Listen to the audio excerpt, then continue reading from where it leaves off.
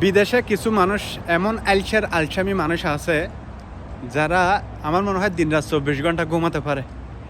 এই বিদেশে আসছে প্রথম হয়তো বা এসি পাইছে, এসির মধ্যে বাংলাদেশেও আমার মনে হয় ওরা 5-6 ঘন্টা বা 7 ঘন্টার চেয়ে বেশি ঘুমাইছে, কিন্তু এখানে 12 ঘন্টা 14 ঘন্টা ঘুমাতে পারে রুমের মধ্যে।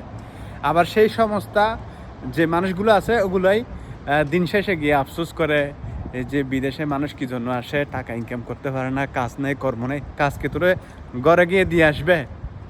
কাজ কি ঘরে গিয়ে মানুষে দিয়ে আসবে? টাকা কি মানুষ ঘরে গিয়ে দিয়ে আসবে?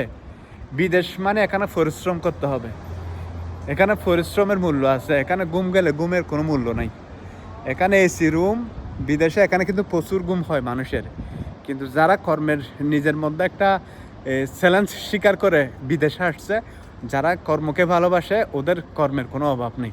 যেটা বাস্তব কথা ভাই, আপনি যাই বলুন না কেন, আপনার যদি একটা হাতের কাজ জানা থাকে, আপনি যদি একটা কর্ম জানেন, আপনার কাজের কোনো অভাব নেই বিদেশে। আপনি যে কোনো কাজ করতে পারবেন। আপনি যে বেকার, সেটা বললে ভুল হবে। এই শব্দটা আমি কখনো মানি না, যে বেকার এই শব্দটা আমি কখনো মানি নাই বিদেশের ক্ষেত্রে বিশেষ করে। সো ভাই, আসছেন বিদেশে আপনারা, এই যে আপনি যদি ঘুমিয়ে থাকেন, আপনার ভাগ্য কিন্তু ঘুমিয়ে থাকবে, এরকম একটা কিন্তু কথা আছে। ঠিক আছে? সো চেষ্টা করেন। আফসোস করলে কিন্তু আপনার কাজ হবে না, চেষ্টা করলেই আপনার কাজ হবে। ধন্যবাদ।